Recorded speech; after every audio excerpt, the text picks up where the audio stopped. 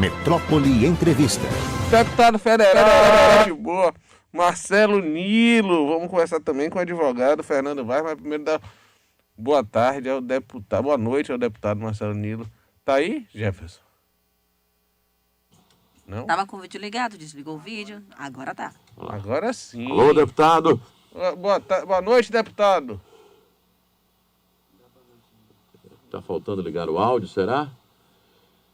Tá, ele tá enquadrando a câmera. Vamos dando boa noite ao advogado Fernando Vaz. Boa noite, doutor. Tudo bem? Boa noite, Chico Ketz. Tudo bem? Tudo bem. Aí, a satisfação de estar aqui, uma honra estar nesse programa líder de audiência e líder de informação da Bahia do Brasil. Obrigado, doutor. Estamos aí também com o deputado Marcelo Nilo. Boa noite. Deputado, como vai? Boa noite, Chiquete. É sempre um prazer, sempre uma alegria conversar com vocês. Eu gostaria de informar que eu posso sair assim por 30 segundos, porque eu estou participando de votações. E aí, na hora da votação, se você me permitir, eu saio 30 segundos e volto. Com certeza, por favor. Quem sou eu para atrapalhar a votação da Câmara de Deputados? Está doido? Mas vamos conversar um pouquinho no tema de hoje. A ideia da gente conversar com o doutor Fernando Vaz e com o deputado federal Marcelo Nilo é sobre essas alterações na lei de improbidade. Eu queria começar por doutor Fernando Vaz, se isso, me parece que essa alteração foi feita de forma que vai precisar provar que houve má fé ou que houve intenção de lesar o Estado para que seja alguma empresa considerada que entre e se enquadre na lei de improbidade. Com isso, é como se fosse uma dificuldade maior em se condenar ou em se pegar empresas que estejam lesando o Estado? Boa noite, Chico. Boa noite, Marcelo Nilo, deputado combativo e aguerrido, e que honra muito a Bahia e o Brasil. Ouvintes, internautas dessa rádio, eu gostaria de dizer da minha satisfação estar ao vivo com todos. E, a meu sentir, é bom deixar claro, desde já, que a lei de improbidade administrativa não foi revogada. O que se tem é um projeto de lei que foi aprovado pela Câmara e seguirá para o Senado. Após a votação no Senado, que pode modificar, inclusive, o texto aprovado pela Câmara, passará para o presidente da República para sanção ou veto, quer seja parcial ou total. Então, diante desse cenário, esse projeto de lei, a meu ver, a meu sentir, e até porque foi formada, Marcelo Nilo, como o senhor sabe, uma comissão especial de juristas, de advogados, de membros do Ministério Público, membros da AGU, membros do TCU, membros do Judiciário, encabeçado pelo ministro da envergadura de Sua Excelência Mário Campbell. E uma das mudanças principais é justamente, a meu ver, o aprimoramento na eficiência do combate à corrupção e aliado a garantias constitucionais individuais. E o que se busca afastar, a meu ver, esse projeto de lei, é justamente uma anomalia da legislação, que é o dolo genérico, e em colocar em vigência no ordenamento jurídico o dolo específico, que é o dolo, a intenção, a vontade de causar lesão e dano ao erário público. E hoje, na nossa legislação, nós temos um dolo que foi, por assim dizer, um dolo subjetivo, em que é até difícil conceituar. Parece até que nós estamos falando de remédio genérico, até porque não havia na legislação algo parecido, então a doutrina intitulou como dolo genérico, e que causa confusão, interpretações dúbias e, a nosso ver, absurdos interpretativos.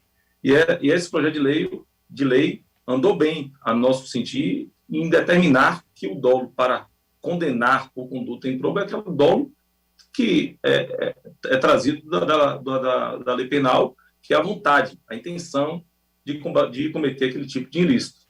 Então você vê, doutor Fernando, como um aprimoramento na lei esse texto base que foi aprovado na Câmara de Deputados, é isso? Sim, eu vejo um aprimoramento por conta de um tripé, qual seja a continuidade no combate à corrupção, buscando eficiência e garantir direitos individuais, direito à ampla defesa, ao contraditório, à produção de provas, direito a recorrer e direito a ter decisões fundamentadas. Também, para compor o tripé, a coerência, porque esse novelo legislativo, que busca aprimorar a lei, ele é coerente com o ordenamento jurídico hoje em vigor, por exemplo, com o Código de Processo Civil, com a lei processual penal, com as leis administrativas, a lei de introdução às normas do direito brasileiro. Enfim, é aprimorar uma lei, que essa lei de improbidade administrativa foi aprovada há quase 30 anos atrás. É a denominada Lei do Colarinho Branco. E, para finalizar o tripé, essa lei visa combater as abusividades interpretativas, ou seja, estipando do ordenamento, da legislação, conceitos vagos, incertos, abertos, e que torna uma carga de subjetividade na hora do Poder Judiciário prolatar suas decisões, que não é bom, porque a regra do jogo, para ter segurança jurídica, é bom que as normas sejam cada vez mais claras, objetivas e certas. E aí eu parabenizo o deputado Marcelo Nilo pela aprovação do projeto de lei do jeito que está na Câmara. Lógico que não é a perfeição, não é a perfeição. E até porque vai passar pelo Senado, mas, volto a dizer, esse projeto de lei passou por uma comissão especial de diversos juristas brasileiros que compuseram essa comissão e contribuíram de forma bastante forte para esse projeto de lei ser aprovado, como foi pelo Congresso, pela Câmara Federal. Deputado Marcelo Nilo, esse projeto existe desde 2018 e esse ano andou rapidamente. É óbvio que quando a gente vê um movimento desse, tem força de vontade política. O que é que motivou e como é que o senhor vê esse projeto? Primeiro, satisfação enorme conversar com você, Chico. Eu ouço sempre o seu programa, praticamente todos os dias que eu estou vindo de Salvador. Estou dormindo aqui em Guarajuba, filho da pandemia, e constantemente estou ouvindo o seu programa, sua participação num momento tão importante como esse que o Brasil está vivendo. Conversar e debater, dialogar com o doutor Fernando Vaz também é uma honra muito grande, um advogado respeitado, um advogado querido no nosso Estado. Eu diria a você o seguinte, olha, o bom da democracia é o contraditório. O bom da democracia é a defesa dos divergentes, das pessoas que pensam diferente. Quando nós fomos votar esse projeto, eu recebi vários telefonemas através do WhatsApp, de advogados, de membros, de pessoas da sociedade, uns contra, outros a favor. Mas o projeto, na realidade, como foi aprovado, ele é um avanço no combate à corrupção. Porque o que existia era uma coisa muito subjetiva. E hoje você faz uma coisa muito clara para que os advogados, na defesa ou no ataque, tenham fundamentos fruto de uma coisa específica, se aquele cidadão cometeu algum equívoco ou um dolo. Então, eu acho que foi um avanço, apesar de saber que tudo que se avança, às vezes, são criticados. Você está vendo o caso aí da discussão do voto impresso, que é um retrocesso para o nosso país. O voto eletrônico, o Brasil avançou. Eu estou conversando com você aqui numa rádio, ao mesmo tempo conversando no vídeo, as pessoas me ouvindo, me vendo, fruto da tecnologia. Então, o avanço no Brasil da votação das urnas eletrônicas, que eu não conheço um vereador, um deputado, um prefeito que deu, olha, eu perdi a eleição porque eu fui roubado. Mas tem pessoas que são contra. Então, tudo que se aprova, é óbvio que tem as críticas e tem os elogios. Esse projeto, no geral, ele é positivo, porque ele especifica aquele equívoco, erro ou dolo que a pessoa cometeu. Consequentemente, é mais fácil para as defesas e para os ataques com relação a um debate entre uma aprovação de contra, uma rejeição de contra, ou a condenação de A ou condenação de B. Então, eu acho que é um avanço. Claro que poderíamos avançar mais, poderíamos debater mais, mas está aí desde 2018. E o presidente Arthur Lira, quando assumiu a Câmara, ele disse em alto bom som que esses projetos seriam colocados em pauta e em discussão. Houve comissões, houve debates, houve discussões, É óbvio que na casa do contraditório, de forças heterogêneas, como a Câmara dos Deputados, com pensamentos diferentes que representam a sociedade como um todo, claro que tem os debates e, sem dúvida nenhuma, o contraditório. Mas eu acho que, no geral, é um projeto que avança no combate à corrupção.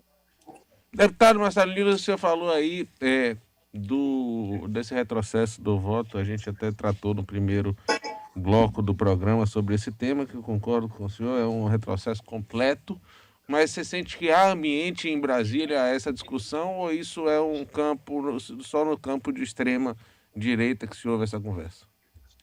Olha, na realidade, eu sempre disse que todo projeto polêmico, você sabe como começa, mas não sabe como é a decisão do voto. Porque, na realidade, é o seguinte, no meu caso, eu estou no 8º mandato como deputado. Quando era no voto impresso, Chico e doutor Fernando Vaz, eu era votado em 150 municípios.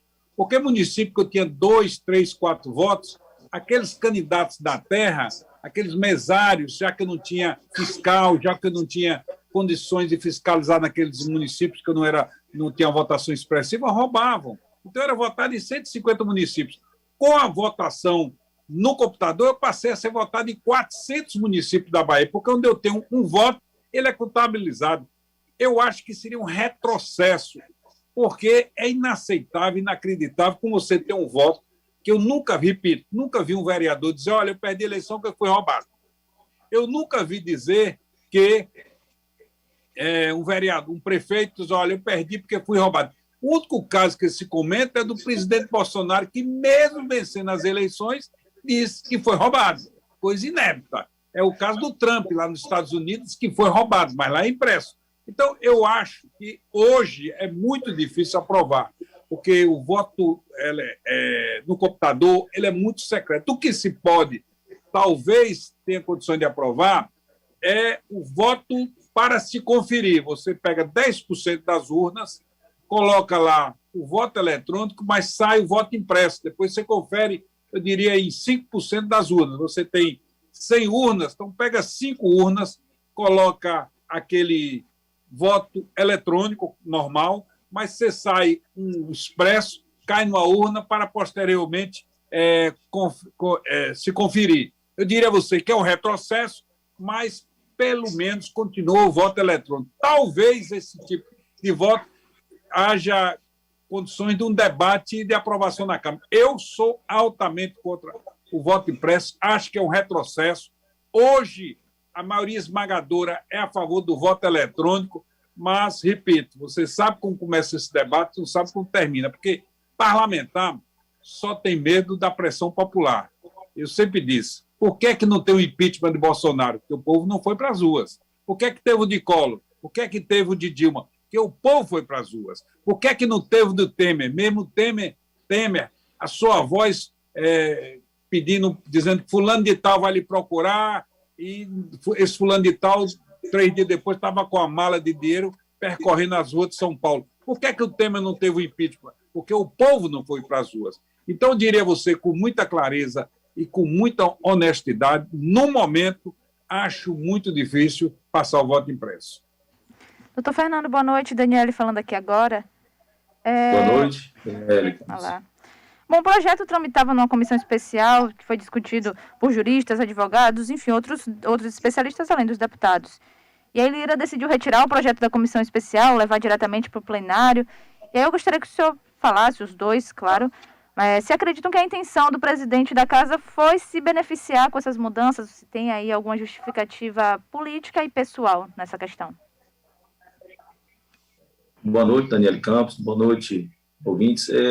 Quanto a essas questões de intenção política do presidente da Câmara, eu não tenho como afirmar, tampouco dizer qual foi a intenção dele. O que eu tenho a dizer, até pegando o gancho do deputado Marcelo Nilo, é que a lei de improbidade administrativa que vige no Brasil há quase 30 anos foi uma lei aprovada pela Câmara, pelo Congresso Nacional, em 1992, em meio àquela turbulência do impeachment de Fernando Collor, das denúncias. E o Congresso achou por bem aprovar essa lei, a meu ver, casuística. E aí, fugindo dos princípios básicos do direito, por exemplo, de que na Constituição e na legislação está claro de que quando há uma norma que restringe direitos, a sua interpretação deve ser restritiva e não ampliativa. E veio a Lei de Improbidade Administrativa aprovada em 1992, uma norma que gera sanções gravíssimas, como perda de direitos políticos, deixar de contratar com direito público, com a administração pública, deixar de licitar, perdas da função pública, suspensão de direitos políticos, dentre outras sanções. Sanções essas gravíssimas e que há interpretação ampliativa. Então, fugindo das normas, dos princípios basilares do direito processual e do direito constitucional. Então, essa lei casuística de 1992, a meu ver, está sendo agora reformada e aprimorada, porque, veja, que, por exemplo, eu vi muito na imprensa se falar de que esse projeto de lei estaria abolindo a corrupção do Brasil, mas não é verdade. Há um dispositivo na lei, por exemplo, que a sanção de suspensão dos direitos políticos é de 14 anos. E a atual legislação, o máximo de sanção de suspensão dos direitos políticos é de 12 anos. Então, houve uma majoração. Certo? E, por exemplo, uma sanção dessa, Marcelo Nilo, Chico, Daniela, uma sanção dessa de suspensão dos direitos políticos por 14 anos é o mesmo que extirpar qualquer cidadão do processo eleitoral. Haja vista que a legislação se complementa, a legislação não é inerte, e a legislação eleitoral prevê que se torne inelegível a lei ficha limpa aquele que é condenado por improbidade administrativa e a condenação por 8 anos. Só que começa a contar os 8 anos após a sanção da suspensão dos direitos políticos, que nesse caso seria de 14 anos. Então, 14 mais 8, 22 anos de impossibilidade do cidadão exercer o seu direito passivo e o seu direito ativo, né? O seu direito passivo, na verdade, de exercer o direito passivo de ser votado. Então, assim, a legislação veio aprimorar o sistema, veio a dar dosimetria à conduta e o tipo e a sanção para aquela conduta. Deputado. Deputado. Pois não, estou ouvindo. Pronto, Daniele. a mesma pergunta para o senhor, porque, assim, por outro lado... Repita aí a pergunta, que eu não ouvi a pergunta. Eu só vi a resposta. Em relação à pressa de Lira para a tramitação da PL, gostaria de saber do senhor, com a sua experiência já na política, se o senhor vê alguma articulação para efeito pessoal, político, das articulações de Lira. Olha, eu não vou dizer que tem um interesse pessoal, seria uma leviandade da minha parte, porque ele, como presidente, o projeto estava tramitando, tinha uma comissão com alguns juristas renomados participando, então não creio que foi de interesse pessoal. Agora, é óbvio que a Câmara, muitos parlamentares são réus, muitos parlamentares têm problemas, mas não creio que o presidente colocou em pauta, porque, na realidade, é um colegiado de líderes. Lá no Congresso, você tem, salvo engano, toda terça-feira de manhã, uma reunião do presidente com os líderes. E a decisão, claro, que é do presidente, mas ele faz combinado com os líderes. E os líderes da direita, do centro-direita, da extrema-direita, da esquerda, todos participam. Então, pessoalmente, não creio que o presidente Lira colocou por benefício próprio, inclusive não sei se ele é réu, eu não sei se ele tem algum processo, que o que a gente ouve pela imprensa, mas houve que um dia tornou-se réu, no dia seguinte foi liberado, foi revogado, ou seja, eu não conheço a vida passada, política do presidente Arthur Lira, mas eu não creio que foi colocado por interesse próprio. Isso é opinião pessoal, porque essa decisão geralmente é do colegiado de líderes e a responsabilidade é do deputado que vota. A responsabilidade é do deputado. Eu, por exemplo, procuro votar, minha querida Daniela, sintonizado com a sociedade. Eu votei contra os R$150 do auxílio emergencial, votei a favor de 600. Votei hoje contra a privatização da Eletrobras, eu votei contra o marco regulatório do saneamento, eu votei a favor do novo Fundeb, ou seja, eu procuro votar sintonizado com aquilo que eu acredito, porque eu acho que nós somos representantes do povo. Claro que às vezes você segue o partido. Eu, por exemplo, como eu estou desde o ano passado votando virtual, porque eu fui vacinado pela segunda dose na última quinta-feira, eu só vou para Brasília quando completar 21 dias da segunda, porque eu tenho muito medo dessa Covid, eu sou uma pessoa que acho que o isolamento social é importante, eu acho que o uso da máscara é importantíssimo, a lavar as mãos é muito importante, e procuro cumprir com o meu papel. Como eu estou votando hoje, inclusive votamos no Conselho de Ética, votamos a privatização da Eletrobras, que eu votei contra, então eu procuro exercer meu papel sempre sintonizado com o povo. É óbvio que cada parlamentar que está lá tem seu interesse político, seu interesse regional, seu interesse partidário, mas nesse caso eu não creio que foi interesse pessoal, porque a responsabilidade é do deputado. Se foi aprovado, porque a maioria, pelo menos a maioria absoluta, concordou com a aprovação. Então, agora, deputado, respondendo a sua pergunta, não creio que foi isso. Não. Deputado, aproveitando aqui, e antes já agradecendo aqui a participação do doutor Fernando Vaz, a participação do deputado Marcelo Nilo, mas eu quero fazer uma última pergunta, aproveitando aqui. O PSB tem tido um movimento nacional muito forte, com nomes aí como Flávio Dino e como Marcelo Freixo. Como é que você tem visto essa movimentação no seu partido aí, deputado? Muito feliz. Para mim, existem 2 grandes parlamentares dos 513 na Câmara. O deputado Alessandro Molon, que é do meu partido, é líder do meu partido, aliás, é líder da minoria na Câmara, e o deputado Marcelo Freixo. E o Marcelo Freixo está vindo para o meu partido. E um dos melhores governadores do Brasil é o governador do Maranhão, Flávio Dino, que também veio para o partido. Os 2 vieram para o partido. Agora, nós estamos torcendo para o Geraldo Alckmin, que é uma pessoa que eu tenho uma relação próxima, tenho um respeito muito grande, vim também para o PSB. Ou seja, o PSB está crescendo, o PSB está se consolidando. Creio que o PSB vai pleitear a vaga de vice-presidente, a vice-presidente de Lula.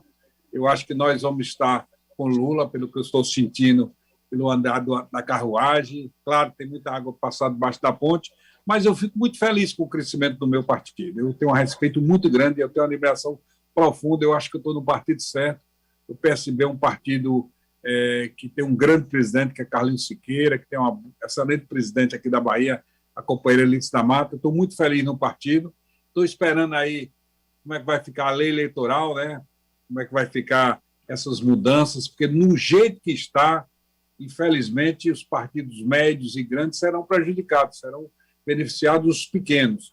Eu acho que vai ter grandes modificações, a volta, inclusive, de modificações como o coeficiente eleitoral, porque, senão, infelizmente, muitos parlamentares bons, que fazem bons mandatos, não sobreviverão com o atual modelo. Porque o atual modelo é muito ruim, porque se você não tiver um candidato a governador ou não tiver um candidato a presidente competitivo, aqueles partidos que formam aliança serão muito penalizados.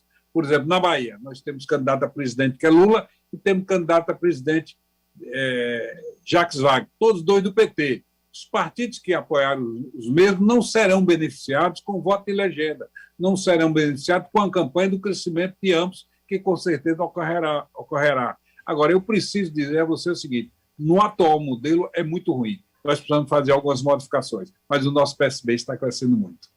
Muito obrigado, deputado Marcelo Nilo. Muito obrigado, doutor Fernando Vaz. Eu quero continuar aqui acompanhando a votação no Senado da Lei da Improbidade. Em outra oportunidade, a gente poder conversar com você, doutor Fernando. Muito obrigado, viu? Obrigado, Chico. Um abraço para você, um abraço para o doutor Fernando e para você também. Muito obrigado, Chico. Obrigado.